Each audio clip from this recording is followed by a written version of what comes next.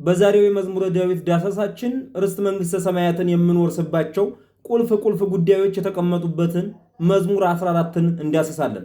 እንግዲህ መዝሙረ ዳዊት ከጀመርን 14ኛው ክፍል መሆኑ ነው። እንደሚታወቀው እግዚአብሔር ዓለምን በሁለት አይነት ሕጎች እያስተዳደራት እንደሚኖር ግልጽ ነው። የመጀመሪያው በራሱ ሕግ ወይም ለክርስቲያኖች በተሰራው በሕገ እግዚአብሔር ሲሆን ሁለተኛው ደግሞ በስብዕና ወይም በሰውነት ሕግ ነው። በእኛ በሀገራችን አንድ ሰው ሊያሟላቸው የሚገቡ 3 መስፈርቶች አሉ ተብሎ ይነገራል። በተለይ እንደ ቤተክርስቲያናችን ማለት ነው። የመጀመሪያው አንድ ሰው እንደ ሃይማኖት አማኝ ወይም ኦርቶዶክሳዊ መሆን አለበት የሚለው ነው። ሁለተኛው ነገር ደግሞ እንደ ሀገር ኢትዮጵያዊ መሆን መቻል አለበት። ሶስተኛው እንደ ሰው ዓለም አቀፋዊ መሆን መቻል አለበት ተብሎ ነው የሚነገረው። ይህም ልክ ነው። እንደ ሃይማኖት ኦርቶዶክሳዊ ሲሆን የሃይማኖቱ ጉዳይ የሚቆጠቁጠው የሚሰማው ሰው መሆኑ ግድ ነው። እንደ ዜጋ ደግሞ ኢትዮጵያን የሚመለከቱ ጉዳዮች፣ ኢትዮጵያን የሚያነሱ የትኛውም ነገሮች መጎዳት የሚሆን መጠቀም፣ እነዚህ ሊያቆላጩትና የሀገሩ እድገትም ሆነ የሀገሩ ወደኋላ መቅረት በውስጡ ስሜት ሊያጭርበት የሚችለው ጉጉት ያሳድርበት የሚችለውና ቁጭት ሊስልበት የሚችለው እንደሆነ ይታወቃል። እንደ ሰውነቱ ሰውን የሚመለከቱ ዓለም አቀፋዊ ጉዳዮች እሱን ተመልክተውት በዓለም አቀፍ ደረጃ እንዴት እንዲህ ይደረጋል፣ በሰው ላይ እንዴት እንደዚህ ይፈጸማል ይላል። ሰው ሲደሰት ይደሰታል። ምናልባት አማኝ የእሱን እምነት የማይከተል ሰው የእሱ ዜጋ ያልሆነ ሰው ወይም ኢትዮጵያዊ ያልሆነ ሰው ሲደሰት እሱም ፈገግ ሊል ይችላል፣ የሰውነት ጉዳይ ስለሚይዘው። በዛሬው ዝግጅታችን ወደ እናንተ የምናደርስላችሁ ሰው እኛን የሚመለከቱ እና እግዚአብሔር እኛን የሚመለከቱ ወደ ሰማይ ርስት መንግሥተ ሰማያትን እንወርስባቸው ዘንድ የሚገቡና ልናሟላቸው የሚገቡ መስፈርቶችን የሚያሳየውን የመዝሙረ ዳዊት ክፍል ነው። ቀደም ብዬም ነግሬያችኋለሁ። መዝሙር 14። ይህ ክፍል መንግሥተ ሰማያትን ርስት አድርጎ ለመውረስ የሚያስፈልጉ ዋና ዋና ጉዳዮች የተጠቀሱበትና በዚህ መዝሙር ውስጥ የተጠቀሱ ባህሪያቶች ያሉባቸውን ሰዎች ወደ ልባቸው እንድንመልስ የሚያደርግና እነሱም በእኛ ሕይወት ውስጥ ሳንካ እንዳይፈጥሩብን ችግር እንዳይፈጥሩብን የምንከላከልበት የመዝሙረ ዳዊት ክፍል ነው። እስከ መጨረሻው አብራችሁ በመቆየት የዚህን የመዝሙረ ዳዊት ክፍሎች ጥናት እንድንጨርስ አብረን በይቆየኝ እንድናጠናቀቅ በትህትና እጠይቃችኋለሁ። መዝሙር 14 እንዲህ ብሎ ይጀምራል። እግዚኦ መኑ የሃድር ውስተ ጽላሎተ ቤትከ ብሎ ነው የሚጀምረው። አቤቱ በቤትህ ድንኳኖች ማን ያድራል ብሎ ይጀምራል። ይህም ማለት አቤቱ በኢየሩሳሌም ማን ያድራል ማለት ነው። እንግዲህ ስለ ትሩፋን የተነገረው እስራኤላውያን በምርኮ በነበሩበት ጊዜ ወይም እስራኤል በምርኮ የሚሆኑበትን ጊዜ አስቦ ያንን ማን ይሆን ተመልሶ የአብርሃምን ርስት ወይም ኢየሩሳሌምን የሚወርስ ማን ይሆን ብሎ ቅዱስ ዳዊት ተናግሮታል።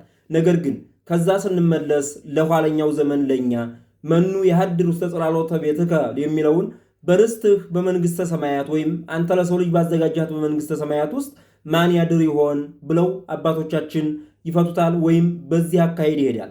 ምክንያቱም የእስራኤል የምርኮ ዘመን አብቅቶ ክርስቶስ ዓለምን ሊያድን ወደዚህ ምድር መጥቶ ድህረ ወንጌል ወይም ከወንጌል በኋላ ስለሆነ ያለ ነው። ይህንን ጠቅሶ እኛ ወደ መንግሥተ ሰማያት የምንገባባቸው ስራዎች በዚህ የቅዱስ ዳዊት መዝሙር ውስጥ እንደተካተቱ ይናገራል። አቤቱ በኢየሩሳሌም በተቀደሰው ተራራህ ማን ያድራል ሲል ምን ማለት ነው? በመንግሥተ ሰማያት ርስት አድርጎ መንግሥተ ሰማያት ገነትን ወርሶ የሚኖረው ማን ነው?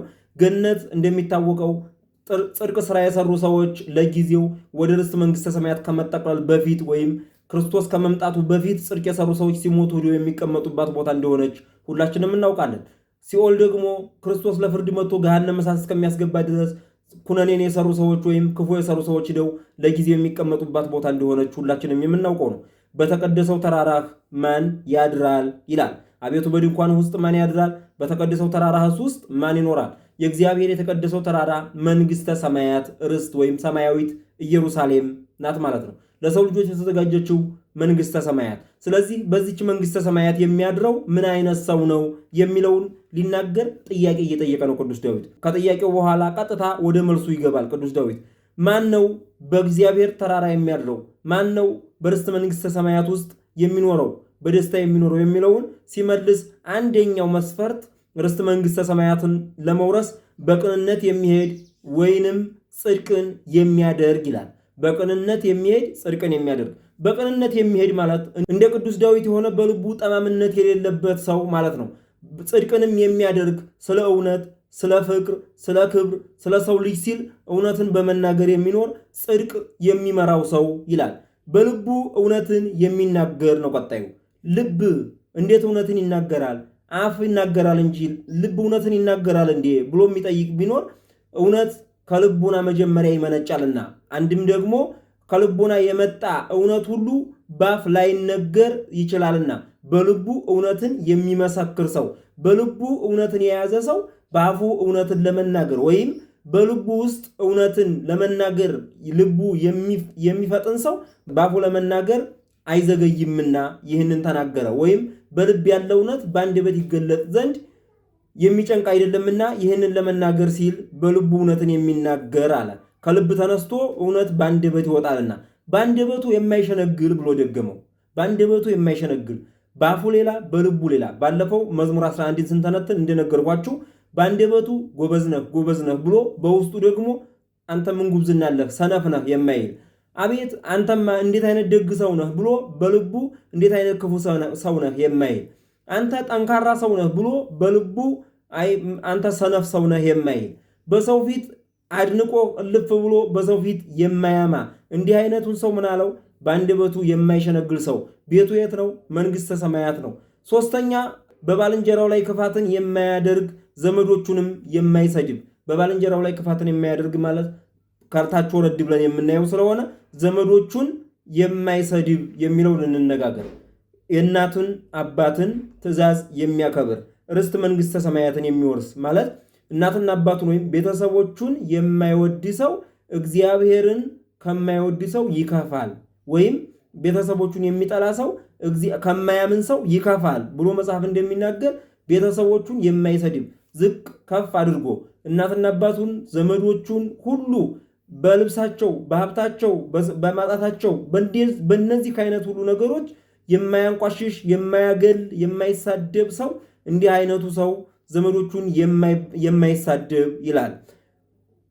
እንዲሁም ደግሞ በሃይማኖት የሚዘመዱትን የማይሳደብ ካህናቱን፣ መምህራኑን፣ ሰባኪያኑን እነዚህን ሁሉ ዘማሪያኑን በቤተ ክርስቲያን የሚያገለግሉትን በመንፈስ የሚዛመዱትን እነዚህን ሁሉ የማይሳደብ ሰው እግዚአብሔር የመረጣቸውን ሁሉ የማይሳደብ ሰው ኃጢአተኛ በፊቱ የተናቀ። ኃጢአተኛ በፊቱ የተናቀ ሲል ኃጢአት በፊቱ የተናቀ ማለት ነው። ኃጢአተኛ በፊቱ ይናቃል፣ ልክ ነው። ኃጢአተኛ የሆነ እግዚአብሔርን የማይወድ እግዚአብሔርን የማያመልክ ከእግዚአብሔር ጋር የማይኖር የትኛውም አይነት ሰው በእግዚአብሔር መነጽር አይቶ የሰውየውን ስራ የሚጸየፍ ማለት ነው። ሰውየውን የሚያናንቅና የሚያጣጥል አይደለም። ኃጢአተኛ ስላለ በኃጢአቱ ነው ሰውየው የሚጠላው። ወይም ኃጢአቱ እግዚአብሔርን የማይወድ ወይም የእግዚአብሔርን ሕግ የሚጥስ ከሆነ ይህን ሰውዬ ቢወደው እንኳን ስለ ኃጢአቱ ሲል ኃጢአቱን ሲያስብ እግዚአብሔርን ሊያስተወኝ ይችል ይሆን ወይም እግዚአብሔርን ሊያስረሳኝ የሚችል ሰው ነው ብሎ ስለሚያስብ ይጠነቀቀዋል። ከሱ ጋር ስለሚያደርገው ነገር ያስባል። ሲወጣ ሲገባ ከእንዲህ አይነት ሰዎች ጋር ያለውን ግንኙነት ያስብበታል፣ ያስተውላል። እንዲህ አይነት ሰዎች ጋር ትስስር አይፈጥርም። ምክንያቱም የነሱ ኃጢአት እሱን ሊወስደው ስለሚችል ማለት ነው። መጥፎ ባልንጀርነት መልካሙን ስብዕና ታጠፋለች እንደሚል ቅዱስ ጳውሎስ ማለት ነው። ለዛ ነው ቀጠለና ምን አለ? እግዚአብሔርን የሚፈሩትን የሚያከብር። ከላይ ጠቅሼላችኋለሁ። እግዚአብሔርን የሚፈሩት ሰዎች ማለት እነማን ናቸው? እግዚአብሔርን የሚፈሩ መነኮሳቱ፣ መናንያኑ፣ ገዳማውያኑ፣ ጳጳሳቱ፣ ካህናቱ እግዚአብሔርን የሚፈሩት ሁሉ ወይንም ደግሞ እግዚአብሔርን በሁሉን አድራጊነቱ በቸርነቱ በየሄድኩበት ቦታ ሁሉ እግዚአብሔር አለ ብለው በማሰብ እግዚአብሔርን የሚፈሩትን ሁሉ እነዚህን የሚያከብር ሰው እሱ ምንድነው? የርስት መንግሥተ ሰማያትን ከሚወርሱ ሰዎች አንድኛው ሰው ነው ማለት ነው። እግዚአብሔርን የሚፈሩትን የሚያከብር ሰው ለባልንጀራው የሚምል የማይከዳ ትልቁ አሁን ቅድም ስናገር መግቢያ ላይ የሰውነት ሕግና የእግዚአብሔር ሕግ ብያቸዋለሁ። እነዚህ አሁን የተጠቀሱት በሙሉ የሰውነት ሕጎች ናቸው። እኔም ብታከብረኝ አከብርሃለሁ፣ ብታዋርደኝ አዋርድሃለሁ ብሎ በሰውኛ ይሄዳል። የሰብአዊነት ሕግ አንተ በሰው ላይ የምታደርሰው በአንተ ላይ እንዳይደርስብህ ወይም ደግሞ በሰዎችን የምትገፋ ከሆነ በአንተ ላይ እንዳይደርስብህ፣ ስለዚህ አንተ ሰዎችን አክብር፣ አንተ መከበር ከፈለክ ሌሎችን አክብር ብለን የምናወጣው ነው። በሃይማኖት ግን ቢያከብሩህም ባያከብሩህም አክብር ነው። በሰውኛ ሕግ ደግሞ በሌላ ሰው ላይ ምንም አታድርግ ባንተ ላይ ይደርስብሃልና ብለን የሰውኛ ህግ ስለምንሄድ ነው። ስለዚህ ለባልንጀራው የሚምል የማይከዳ መጀመሪያ ይምልለታል። እንዲህ አደርግልሃለሁ፣ እንዲሆንልሃለሁ፣ በዚህ ሰዓት በዚህ ጊዜ ይሄን ሰጣሃለሁ፣ ይሄን አደርግልሃለሁ ብሎ ለባልንጀራው ቃልን የሚናገር ከዛስ አልተመቸኝም አልሆነልኝም ብሎ ጊዜ ለውጦት ቦታ ለውጦት ሁኔታ ለውጦት ባልንጀራውን ከድቶ የገባውን ቃል አጥፎ ከባልንጀራው ርቆ የሚኖር ሰው ማለት ነው። ከባልንጀራው ርቆ የሚኖር ሰው ማለትም ባልንጀራ እንዲህ አደርግልሃለሁ ብሎ ከማለ በኋላ የባልንጀራውን የገባን ቃል ኪዳን አርክሶ የማይተው ሰው ርስተ መንግስተ ሰማያትን ይወርሳል። ገንዘቡን ባራጣ የማያበድር እና ወሳኛው ጉዳይ ተነሳች። ገንዘቡን ባራጣ የማያበድር ማለት ገንዘቡን ሰጥቶ ያችኑ ብቻ የሚቀበል ሰው ማለት ነው። ወይም ገንዘቡን ሰጥቶ ገንዘቡን የሚቀበል አትርፎ ከሌሎቹ ሰዎች ከሰጣቸው ሰዎች ላይ ትርፍ የማይቀበል የሰጣትን ገንዘብ ብቻ የሚቀበል አራጣ በእኛ ቤተክርስቲያን ክልክል ነው። በሌሎቹ ሃይማኖቶች ግን ተግባራዊ አድርገውት በባንክ ደረጃ ሳይቀር ወለድ አልባ ይጠቀማሉ። በእኛ ሃይማኖት ግን አራጣን መብላት እንደውም አራጣ አለመብላት እንደ ሞኝነት ተቆጥሮ ሁሉም ሰው አራጣ እየበላ ይኖራል። አራጣ በፍጹም በመንግስት በእግዚአብሔር ሕግ አይፈቀድም። መዝሙረ ዳዊት ምዕራፍ 14 ከቁጥር 5 ላይ የሚገኝ ቃል ነው፣ ታገኙታላችሁ። ገንዘቡን ባራጣ የሚያበድር ሰው ርስተ መንግስተ ሰማያትን አይወርስም። ወይም በተገላቢጦሹ ገንዘቡን ባራጣ የማያበድር ሰው ነው መንግስተ ሰማያትን የሚወርሰው ማለት ነው። እሱ ነው። ሌላኛው በንጹህ ላይ መማለጃን የማይቀበል እግዚአብሔር የሰጠውን ጸጋ የማይሸጥ ማለት ነው። አሳልም ሲሉት ለመሳለም ወይም ደግሞ ለመባረክ ገንዘብ የማይቀበል፣ ባርክ ሲሉት ለመባረክ ገንዘብ የማይቀበል፣ ፈውስ ሲሉት የመፈወስ ጸጋ ኑሮት ፈውስ ሲሉት ለዛ ለፈውሱ ብራንጡ ገንዘብ አንጡ የማይል፣ ለጸበሉ ለምኑ ለቁርባኑ ለሁሉ ገንዘብ አምጡና እንዲላርግላችሁ፣ ገንዘብ ካላስገባችሁ አላትጸበሉም፣ ገንዘብ ካላስገባችሁ መስቀል አትታሹም፣ ገንዘብ ካላስገባችሁ እንዲህ አይሆንላችሁም እያለ የማይል ሰው ርስተ መንግስተ ሰማያትን ይወርሳል። ይሄን የሚያደርግን ይሄን የሚል ወይም በንጹህ ላይ መማለጃን የሚቀበል ሰው ርስተ መንግስተ ሰማያትን የመውረስ ተስፋ የለውም ማለት ነው በፍጹም። ለዚህም እግዚአብሔር በነፃ ሰጥቶን ያንን ነገር በነፃ የማንሰጥ ከሆነ አንድ ሰው ለማስተማር ለመናገር የእግዚአብሔርን ቃል ለማስተላለፍ የግዴታ ሊከፈለኝ ይገባል የሚል ከሆነ ያ ማለት ምን ማለት ነው? ይሄ በንጹህ ላይ መማለጃን እየተቀበለ ነው። ለምን? እግዚአብሔር በህሊናውን የጠበቀለት አይምሮውን ንጹህ ያደረገለት ዕውቀት እንዲይዝ ያደረገው ለምንድን ነው? በነፃ የሰጠው በነፃ የተቀበለውን በነፃ እንዲሰጥ ነው። ግን እዚህ ላይ የሚያበራየውን በሬ አፉን አትሰር የሚለው መዘንጋት የለበትም። ማድረግ የሚያገለግል ሰው የሚገባው ነገር ይገባዋል። ከሚገባው በላይ ግን የሚፈልግ ሰው ወይም ደግሞ ያን ነገር ማድረግ ከማይችሉ ሰዎች ወገን ይሄን ነገር የግድ ማድረግ አለባችሁ ካለበለዚያ ይሄንን አገልግሎት መስጠት አልችልም ብሎ እግዚአብሔር በሰጠው ጸጋ ላይ መማለጃ መቀበል የሚፈልግ ሰው እንዲህ አይነቱ ሰው ወይም በነፃ ያገኘውን ነገር በሽያጭ የሚያደርግ ሰው በነፃ ተቀብሎት ያመጣውን ነገር ለሌላ ሰው በገንዘብ በዋጋ ተምኖ የሚሸጥ ሰው እንዲህ አይነት ሰው ርስተ መንግስተ ሰማያትን አይወርስም። እነዚህን ሁሉ የሚያደርግ ሰው ለዘላለም አይታወቅም። ምንም ያደርግ ሰው ለዘላለም የማይታወቀው በቅንነት የሚሄድ በልቡ እውነትን የሚናገር በአንደበቱ የማይሸነግል በባልንጀራው ላይ ክፋትን የማያደርግ ዘመዶቹን የማይሰድብ ኃጢአተኛ በፊቱ የተናቀ እግዚአብሔርን የሚፈሩትን የሚያከብር ለባልንጀራው የሚምልና የማይከዳ ገንዘቡን ለአራጣ የማያበድርና በንጹህ ላይ መማለጃን የማይቀበል ሰው ይሄ ለዘላለም አይታወቅም። ለዘላለም ማለት እስከ መጨረሻ የሌለው ዘላለም መጨረሻ የሌለው እስከ ማለት ነው በርስተ መንግስተ ሰማያት ገብቶ መኖር ነው። እነዚህን የሚያደርግ ለዘላለም አይታወቅም።